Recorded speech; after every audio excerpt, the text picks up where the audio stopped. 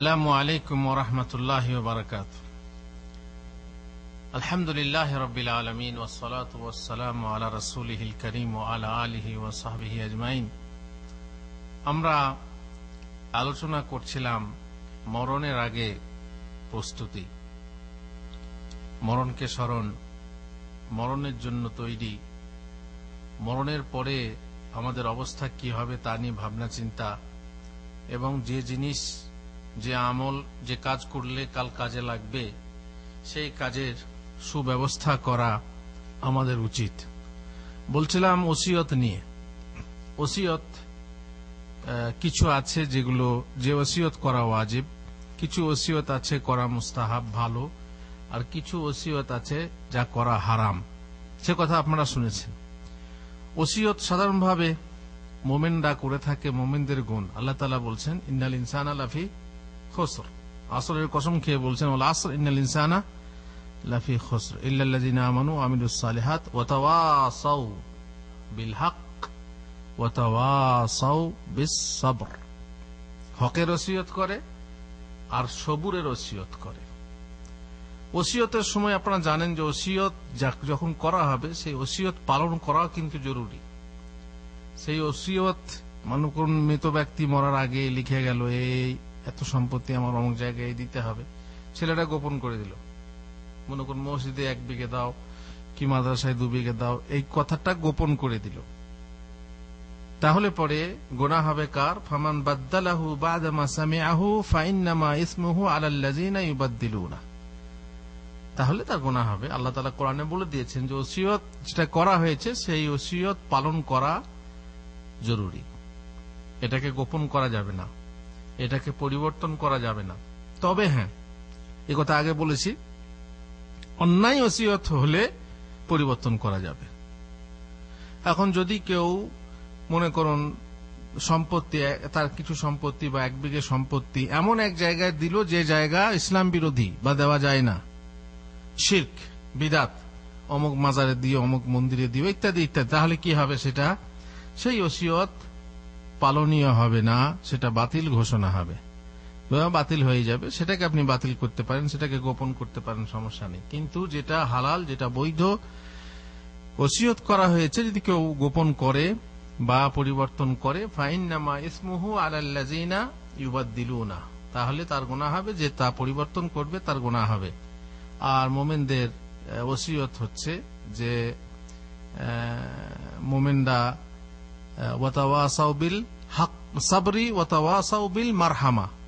অন্য এক জায়গায় আছে আল্লাহ তাআলা বলছেন মোমেনরা কি করে? ওসিয়ত করে সবুরের, ধৈর্যের, আর ওসিয়ত করে রহম, দয়া, দাক্ষিণ্য ইত্যাদি।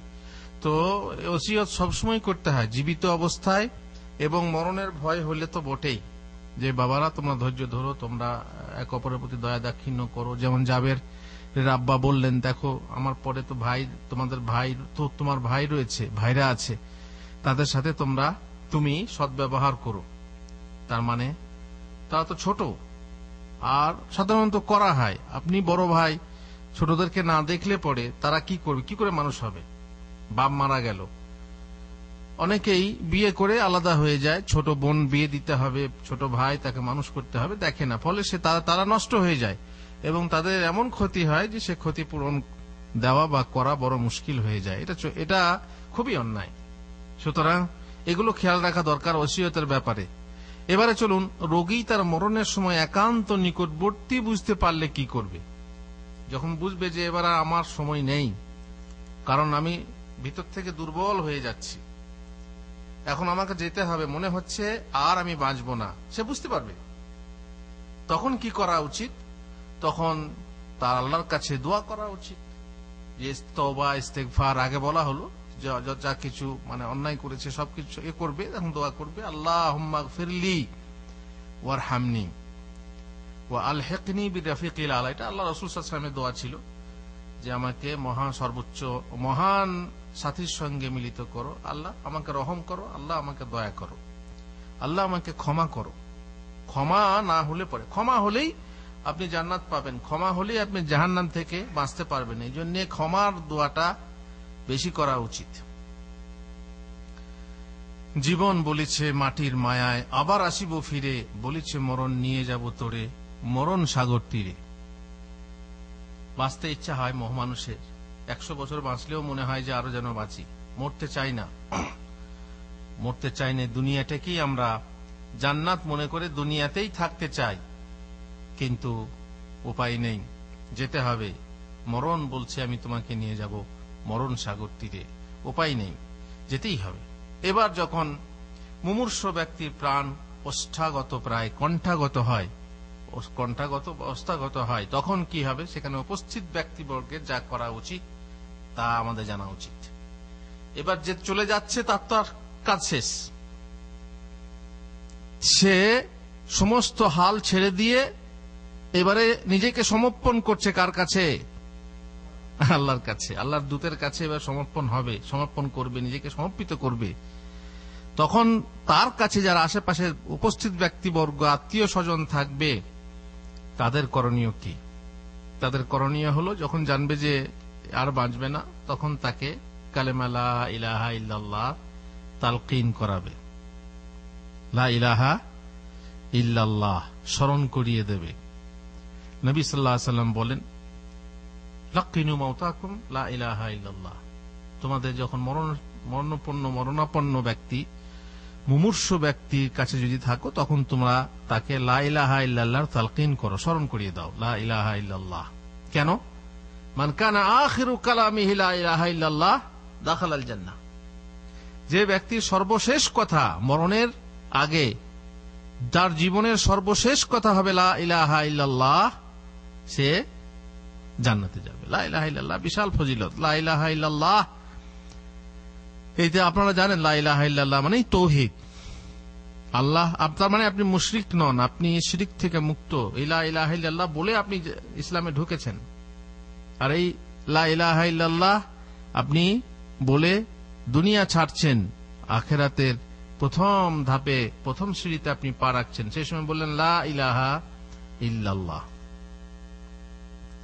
সুতরাং আপনি জান্নাত যাবেন, তবে যদি আপনার পাপ থাকে, গুনাহ থাকে, তাহলে তার জন্য যদি আল্লাহ শাস্তি ভোগান, তা আল্লাহর ইচ্ছা, আল্লাহর ইচ্ছাধীন থাকবেন। যদি আপনার কবিরা গুনাহ থাকে আর আকবরুল কাবায়ের শিরক যদি থাকে, তাহলে শেষকালে আপনি লা ইলাহা ইল্লাল্লাহ পড়ছেন, সেহেতু হয়তো বা লা ইলাহা ইল্লাল্লাহর ফলে আপনাকে আপনার ঈমান ধরা হবে। বাকি যদি কোনো কাবিরা গুনাহ থাকে, কিয়ামতের দিনে আল্লাহ তাআলা ইচ্ছা করলে আপনাকে মাফ করে দেবেন, জান্নাতে যাবেন। আর ইচ্ছা না করলে আপনাকে শাস্তি ভুগিয়ে একদিন না একদিন জান্নাতে যাবেন।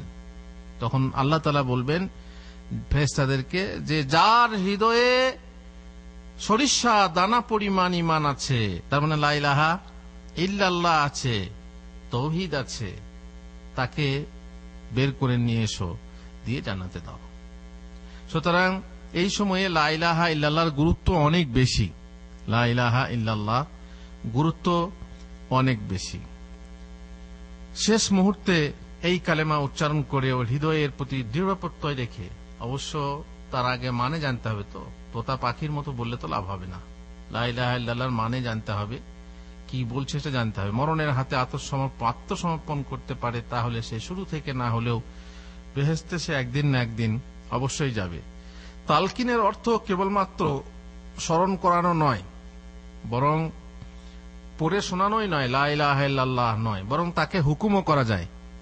যে মরতে যাচ্ছে তাকে বলো, আব্বা লা ইলাহা ইল্লাল্লাহ বলো, মা লা ইলাহা ইল্লাল্লাহ বলো, ভাই লা ইলাহা ইল্লাল্লাহ বলো, হুকুম করা যায়। অনেকে বলে হুকুম করতে হয় না, হুকুম করলে পরে সে রাগবে, রেগে উল্টো পাল্টা বললে সে আলাদা কথা। যদি বুঝেন তার মাঝে কষ্ট এবং বিরক্তি আছে, হয়তো লা ইলাহা ইল্লাল্লাহ বলতে গিয়ে আল্লাহকে গালি দিয়ে দেবে, হয় না? হয় না?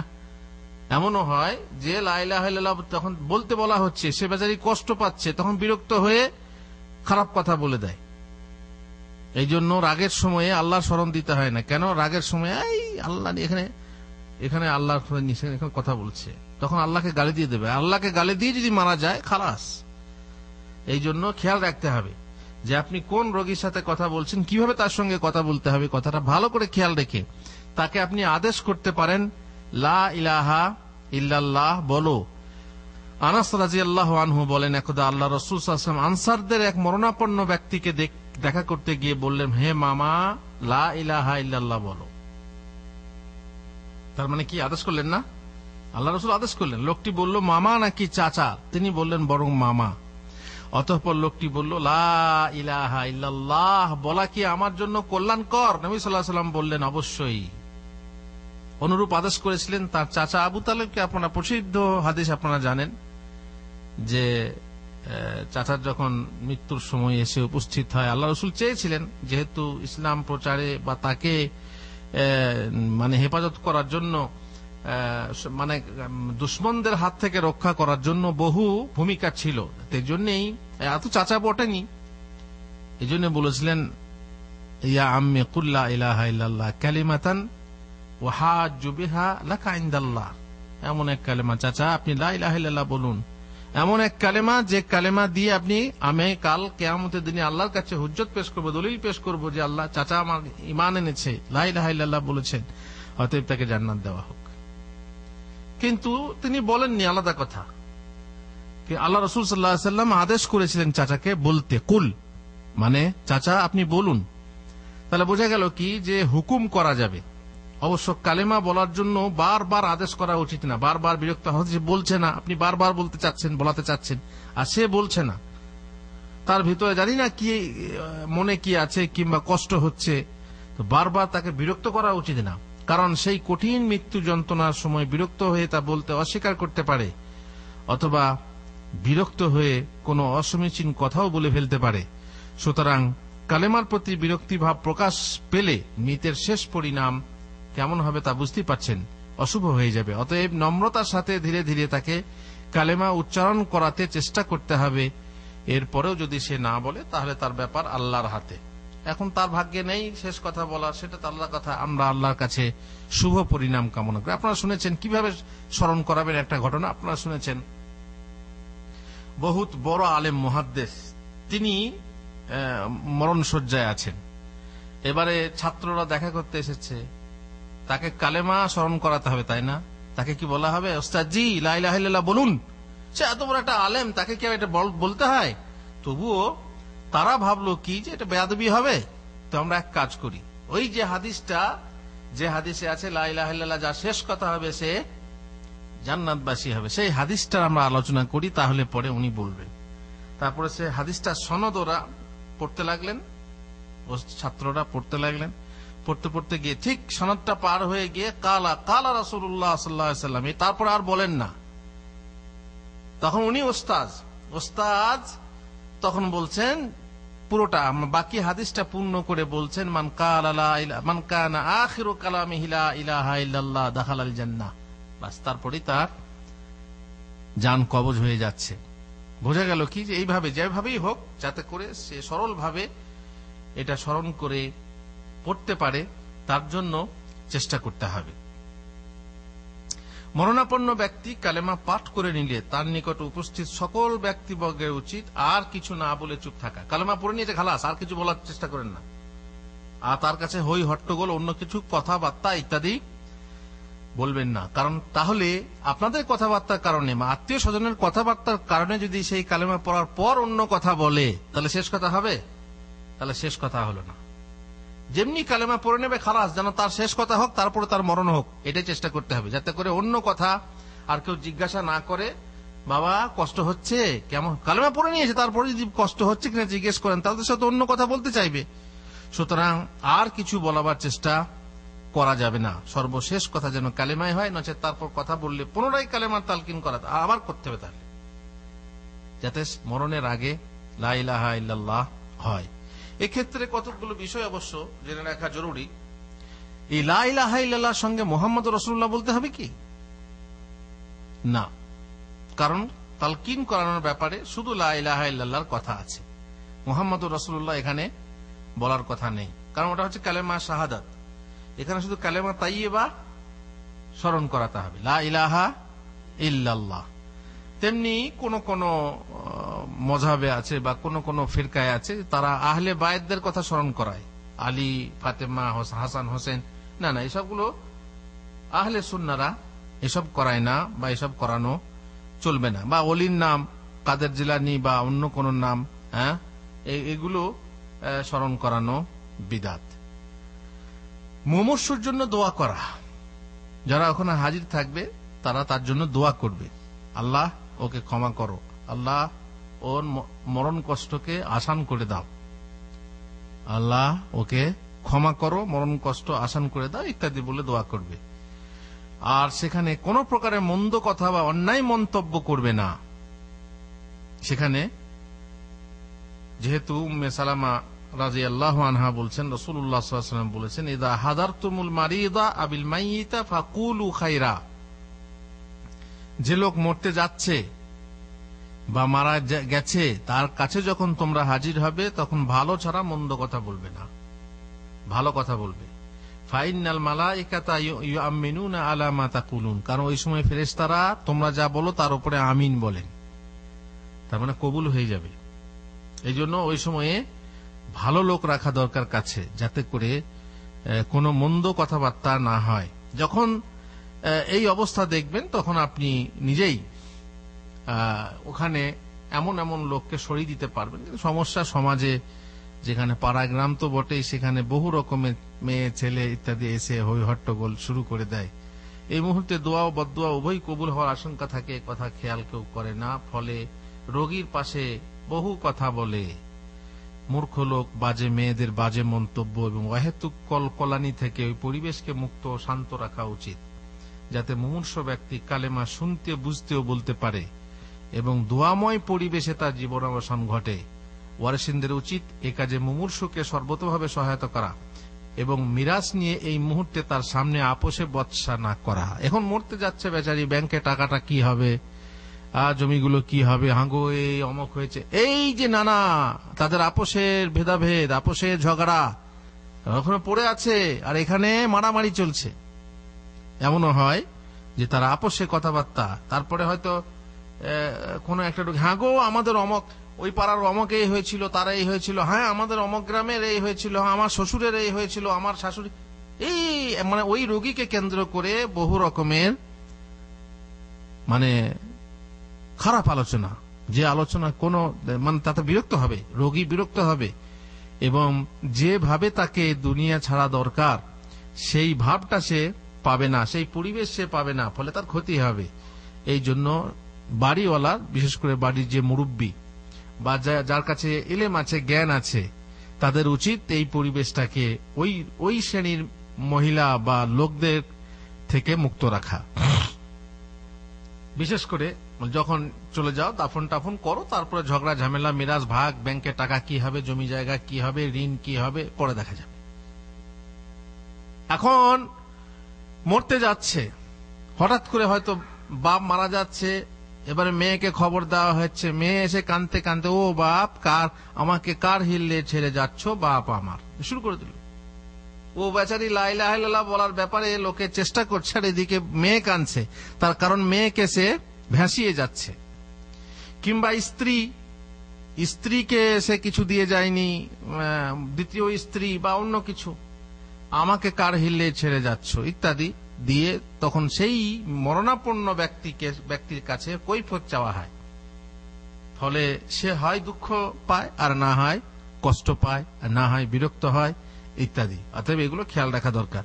এই সময় মরণাপন্ন ব্যক্তির নিকট সূরা ইয়াসিন বা অন্যান্য সূরা পড়ার কথা সহিহ হাদিসে নেই। জয়ীফ হাদিসে আছে যে সূরা ইয়াসিন পড়ো তাহলে মওত আসান হবে, না, মওত আসান করার জন্য কোনো পদ্ধতি নেই। এই জন্য এই সময় কোরআন পড়া বিদআত, এই সময় কোরআন পড়া যাবে না। তো সুতরাং এখন হতে সেই দাফন ও কবর জিয়ারত পর্যন্ত, না দাফনের সময় আর না কবর জিয়ারতে কোরআন পাঠ করা যাবে। কোন কোরআনের আয়াত পড়া বা সূরা পড়া সহিহ হাদিসে নেই, জয়ীফ হাদিসে আছে। এই জন্য এগুলোকে বিদআত বলা হয়েছে। অবশ্য মরণের সময় মরণোন্মুখ ব্যক্তি যখন মরতে যাচ্ছে তখন সেই পরিবেশটাকে সে যদি বলে যে আমি মরতে যাচ্ছি, তো এই সময় একটু কোরআন পড়ে শোনাও, আমি কোরআন পড়া শুনতে শুনতে আল্লাহর কাছে যাব। যেমন আপনারা শুনেছেন, একজনকে জিজ্ঞেস করা হলো, একজন আলেমকে, যে আপনি যদি মরণের আগে পর্যন্ত সময় পান তাহলে কি করবেন? হ্যাঁ, মরণের আগে পর্যন্ত তিনি অপেক্ষা করেছিলেন এবং ছাত্রদের সাথে দ্বীনি মাসলা আলোচনা করছেন। কারণ যে ব্যক্তি দ্বীনি মাসলা মাসাইল এই যে আমরা আলোচনা করছি, আলোচনা করা অবস্থায়, শোনা অবস্থায় মারা যায়, সে আসলে আমরা কিসের পথে আছি? আমরা এখন জান্নাতের পথে দাঁড়িয়ে আছি। আমরা এখন জান্নাত পথে। মান সালাকা তারিকান ইয়ালতামিসু ফীহি ইলমান, যে ব্যক্তি এমন পথে চলে যে সে পথে সে ইলম সন্ধান করে, ইলম মানে দ্বীনি ইলম, সালাকাল্লাহু বিহি তারিকান ইলাল জান্নাহ, তাহলে সেই রাস্তা আল্লাহ তাআলা কোথায় পৌঁছাবেন? জান্নাতে পৌঁছাবেন। এই জন্য ইলম মরণের আগে যদি সময় পাই সেইটুকুই ইলম আলোচনা করি। হ্যাঁ, এই মশলাটা কি, এই মশলা কি, আলোচনা করেন। আর করতে করতে যদি আপনার মরণ হয়, জান্নাতের পথে মরণ হবে। এখন যদি সে বলে আমি কোরআন শুনতে শুনতে মরবো, কোরআন পড়ে শোনা, ঠিক আছে, তখন আপনি কোরআন নিয়ে এসে পড়বেন এবং শোনাবেন। এছাড়া ইয়াসিন সূরা পড়া বা অন্য কিছু পড়া যে ওর কোনো লাভ হবে, ইসালে সওয়াব হবে ইত্যাদি, এরকম কিন্তু বিদআত। তারপরে অনেক জায়গায় দেখবেন এই সমস্ত এই সময়ে, মরণের সময়ে শিওরে কোরআন রাখে, মানে যে মরতে যাচ্ছে তার লাশের মাথার দিকে কোরআন রেখে দেয়। তারপরে পার্শ্বে বসে লোয়ানোর আগে পর্যন্ত অবিরাম কোরআন পড়ে যায়। কোনো দুর্গন্ধ না থাকলেও ধূপধুনো দেয়, ধূপধুনো তার কাছে সেন্ড করে রাখে, গোলাপ জল ইত্যাদি। সারা রাত্রি ব্যাপী বাতি জ্বালিয়ে রাখে। অপবিত্র রীতিমতি কাউকে লাশের পাশ ঘেঁষতে দেয় না ইত্যাদি, এসব বিদআত। আপনারা নিশ্চয়ই খেয়াল করেছেন, যদি কোনো মানুষ মারা যায়, মনে করুন সন্ধ্যাবেলায় মারা গেল, রাত্রে মারা গেল, তো তার লাশ দাফন কাফন কখন হবে? সকালে হবে।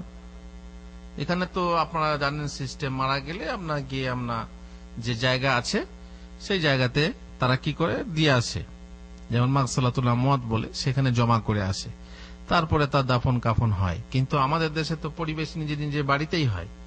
তো আমাদের বাড়িতে তখন লোকটা মারা গেছে সন্ধ্যার সময়, এশার সময়, সারা রাত থাকবে কিনা, লোকজন খবর দিতে হবে, সকালে আসবে, তারপরে লোয়ানো হবে বা গোসল দেওয়া হবে ইত্যাদি। এখন যদি লোকটাকে একটা রুমে রাখা হয়, তো সেই রুমে বাতি লাগবে নাকি অন্ধকারে রাখবেন? যেখানে আপনি দেখবেন যে সাধারণ যে বাতি থাকে যথেষ্ট। আর যদি অন্ধকারই রাখেন, সমস্যা আছে, তো মারা গেছে। এখন যদি আপনার ধারণা হয় যে মারা গেছে, অত তার পাশে মোমবাতি জ্বালিয়ে রাখতে হবে, কি ধূপধুনো, কোনো গন্ধ নেই, তার ভালো মরা। এমন হতে পারে যে তার গন্ধ, পেটের গন্ধ বা পায়খানার গন্ধ থাকে, আলাদা কথা, কিন্তু কোনো গন্ধ নেই, তবুও তারা ধূপবাতি মোমবাতি জ্বালিয়ে রাখে বা রাখতে হয় মনে করলে এটা বিদআত হয়ে যাবে। মরণাপন্ন ব্যক্তিকে কেবলা মুখ করা প্রসঙ্গে কোন সহিহ হাদিস বর্ণিত হয়নি। ওই সময় দেখবেন যে মরতে যাচ্ছে, তাকে কেবলার দিকে মুখ করিয়ে দেয়, এরকম কোন সহিহ হাদিস নেই। বরং সাঈদ ইবনে মুসাইয়্যিব এই কাজকে মাকরুহ মনে করেছেন। জোরা বিন সাঈদ জ্ঞানশূন্য হয়ে গেলে, জোরা বিন আব্দুর রহমান সাঈদ বিন মুসাইয়্যিবের মৃত্যু রোগের সময় তার নিকট উপস্থিত ছিলেন, আর ছিলেন আবু সালামা বিন আব্দুর রহমানও। এক সময় সাঈদ জ্ঞানশূন্য হয়ে গেলে আবু সালামা তার বিছানাটাকে কেবলা মুখ করতে আদেশ করলেন। জ্ঞান ফিরে পেলে তিনি বললেন, তোমরা আমার বিছানা ঘুরিয়ে দিয়েছ? সকলে বলল, হ্যাঁ। এ কথা শুনে তিনি আবু সালামার প্রতি তাকিয়ে বললেন, আমার মনে হয় তোমার জ্ঞানে এই কাজ হয়েছে। আবু সালামা বললেন, আমি ওদেরকে আদেশ করলাম বিছানাটা ঘুরিয়ে দিতে। এরপর সাঈদ তার বিছানাকে পূর্বাবস্থায় ঘুরিয়ে দিতে আদেশ করলেন, যেমন আমি ছিলাম সেরকমই করো। কেবলা মুখ হওয়া, এটা যেহেতু কোনো নির্দেশ নেই, বা কিবলা মুখে মারা গেলে আপনারা লাশ রাখবেন তখন কেবলা মুখে করবেন, তাই না? এটা নির্দেশ আছে, কিন্তু মরার সময়ে কেবলা মুখে করতে হবে এর নির্দেশ নেই, অতএব এটা করা যাবে না। মুমূর্ষু ব্যক্তির মাধ্যমে কোনো মৃত ব্যক্তিকে সালাম পৌঁছানো, আপনার বাবা আগে মারা গেছে, তারপরে অন্য একজনের বাবার কাছে এলেন, দেখছেন সে মারা যাচ্ছে, তখন আপনি বললেন আমার আব্বাকে সালাম বলে দিন, হবে নাকি বলা? যেমন আমরা কেউ দেশে গেলে আমরা যেমন বলি, আপনাদের হুজুরকে সালাম বলে দেবেন, কারণ আপনি যাচ্ছেন, সরাসরি সালামটা পাবেন, ঠিক কিনা? তা এখন পরকালে একজন যাচ্ছে, রাস্তায় যাচ্ছে, তাকে বলা হবে কি যে আমার আব্বাকে বা আমার দাদাকে কি আমার নানাকে সালাম বলে দেবেন? না কেউ বলতে পারবেন? অতএব এগুলো হচ্ছে ভুল ধারণা। যেমন অনেক লোক যখন কেউ হজ বা উমরা করতে আসে, তখন দেশ থেকে অনেকে বলে আমার সালাম নবীজির রওজায় পৌঁছে দিও। হবে? কোন দরকার নেই। কাফেলাতে কে যাও গো, সঙ্গে বেতরি, আমার সালাম পৌঁছে দিও, খানিক কৃপা করি। দরকার নেই বাবা, তুমি বলো আসসালাতু ওয়াসসালামু আলা সাল্লাল্লাহু আলাইহি ওয়াসাল্লাম বললে, আল্লাহুম্মা সাল্লি আলা মুহাম্মদ বললেই ও লোক রাস্তায় যাবে, যেতে যেতে কি হবে, মরবে না কি, ভুলে যাবে না কি হবে। আর তুমি যদি এখানে সঙ্গে সঙ্গে যখন তাকে হুকুম করলে আমার সালাম মদিনায় পৌঁছে দিও, তুমি যদি এখানে বলেন সাল্লাল্লাহু আলাইহি ওয়াসাল্লাম, কারেন্টের মতো একদম ফেরেশতা রেডি আছেন, সেই সালাম নবীজির কাছে পৌঁছে দেবে, ফেরেশতার মাধ্যমে পৌঁছাবে, আর তুমি মানুষের মাধ্যমে পৌঁছাচ্ছ। জানি না সে মানুষ ভালো না খারাপ, সে ভুলে যাবে কিনা, পৌঁছতে পারবে কিনা, কত বড় বোকা মানুষ। নবীর জন্য সালাম পাঠানো এইভাবে, এটা একদম বোকামি। আর আপনার আব্বা আম্মা, মৃত আব্বা আম্মাকে সালাম পাঠানো এইভাবে কোনো ফল দেয় না।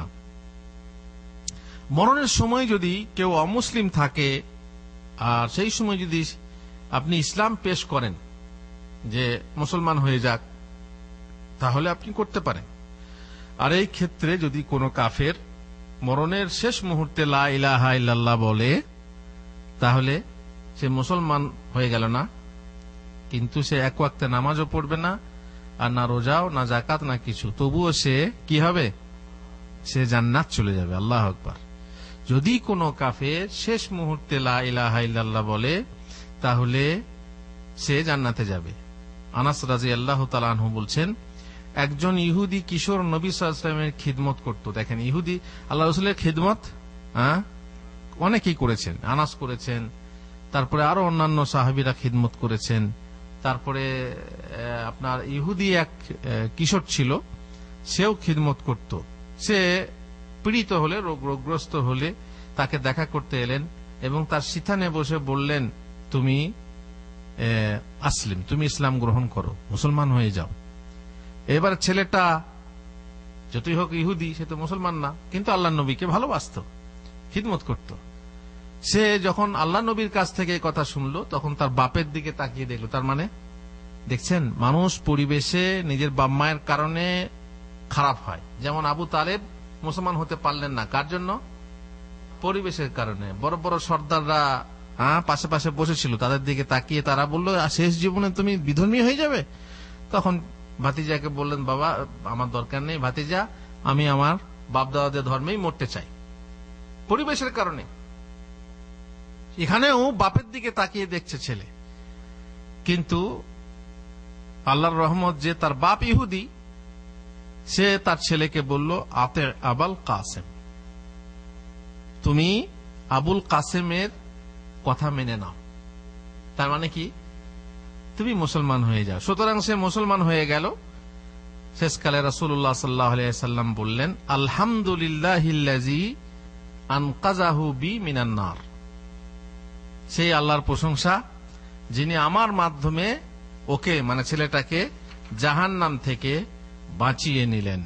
এখানে লক্ষণীয় যে কোন কাফের শেষ মুহূর্তে ঈমান আনলে তার জানাজা আদি পড়া হবে। তারপরে সাহাবাদেরকে বললেন, তোমরা তোমাদের এক সাথীর উপর নামাজ পড়ো, জানাজা পড়ো। সবাইকে বললেন, চলো জানাজা পড়ো। দেখেন, কিচ্ছু না, ইসলামের কিছুই করেনি সে, খালি শেষকালে কি বলেছে? লা ইলাহা ইল্লাল্লাহ। বাস, তাকে নিয়ে তারা জানাজা, রাসূলুল্লাহ সাল্লাল্লাহু আলাইহি ওয়াসাল্লাম নিয়ে জানাজা পড়লেন। বোঝা গেল কি, যে জানাজা তার গোসল হবে, জানাজা মুসলমান হয়ে গেছে যেহেতু, তাকে জানাজা পড়ে তাকে দাফন করতে হবে মুসলমানদের কবরস্থানে। এই ক্ষেত্রে তার কত বড় সৌভাগ্য।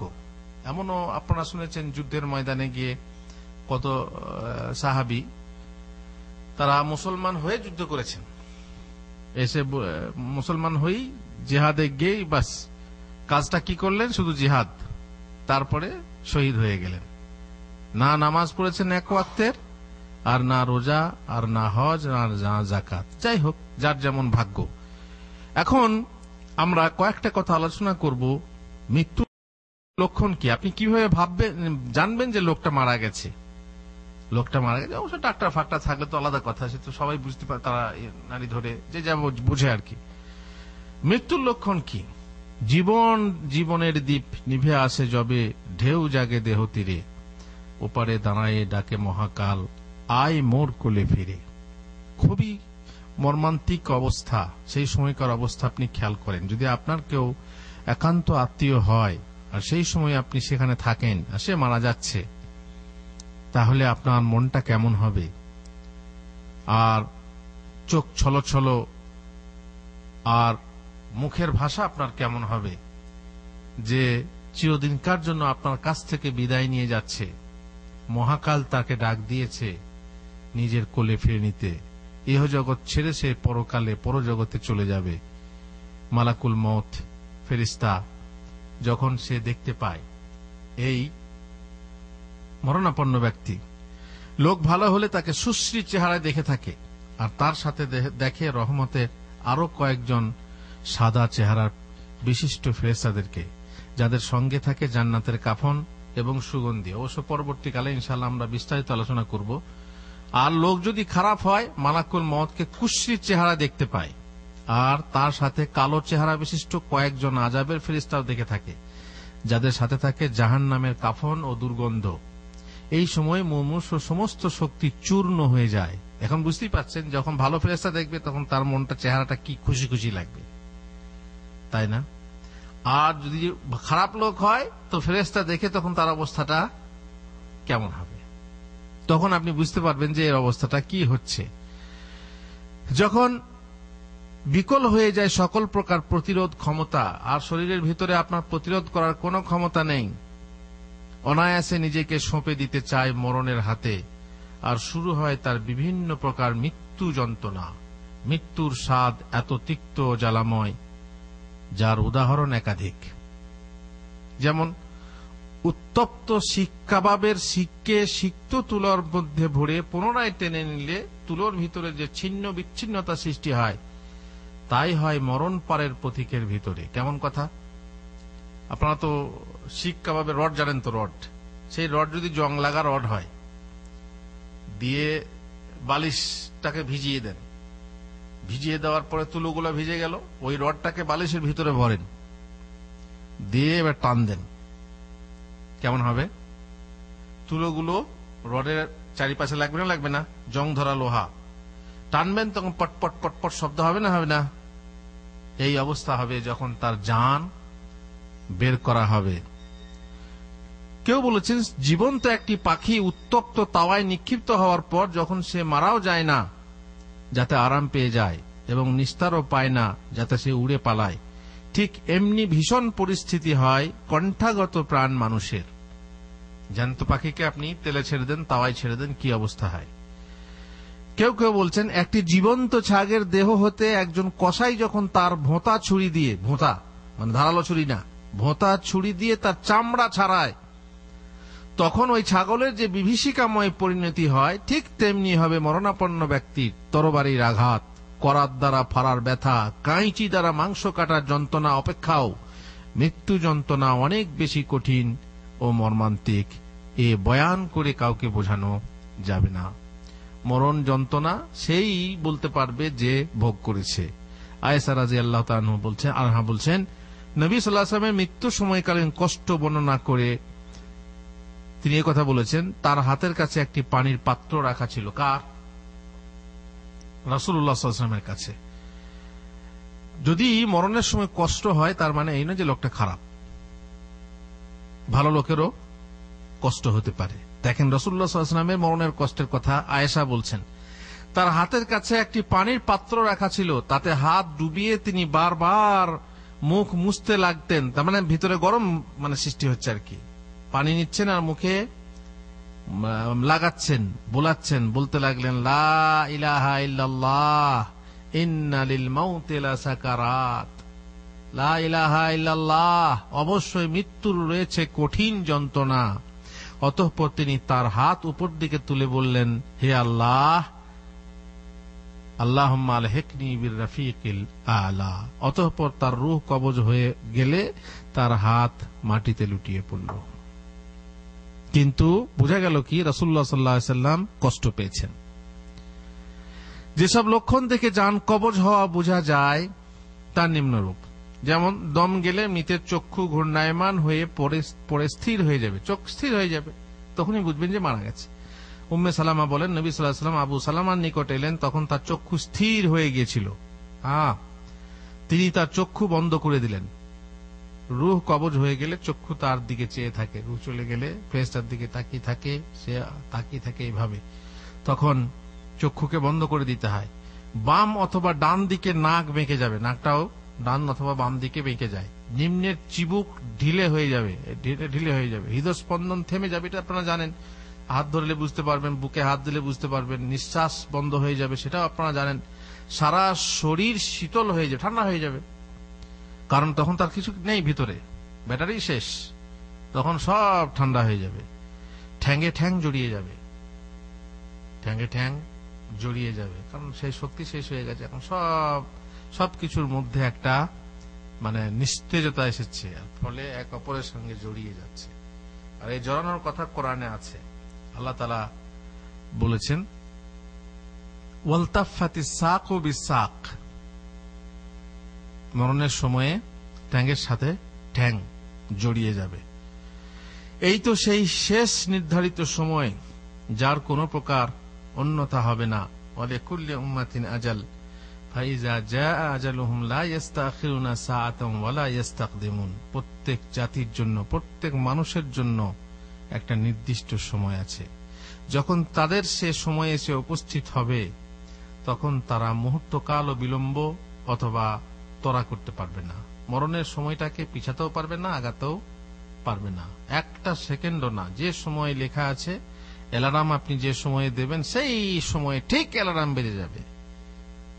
এর এক সেকেন্ড আগেও বাজবে না, এক সেকেন্ড পরেও না। আপনারও জীবনের অ্যালার্ম বাঁধা আছে, ঠিক সেই সময় এলে খালাস। ইজা জাআ আজালুহুম লা ইস্তাখিরুনা সাআতান ওয়া লা ইস্তাকদিমুন। আমার গর্ব, তখন সেই মানুষ বলবে, আমার গর্ব গৌরব যত সব হলো অবসান, হে চিরসত্য তোমারই আজি করি যে আত্মদান। লৌহ কঠোর এই বাহু মোর, তরবারি খোরধার, বন্ধু আজিকে শক্তি যোগাতে কেউ নেই হেতা আর। সেই সময়ে আর কেউ থাকবে না আপনার শক্তির যোগানোর জন্য। সেই দিনের জন্য প্রস্তুতি নেওয়া উচিত। আল্লাহ আমাদেরকে তৌফিক দেন। ওয়া সাল্লাল্লাহু আলা নবিয়িনা মুহাম্মদ ওয়া আলা আলিহি ওয়া সাহবিহি আজমাইন।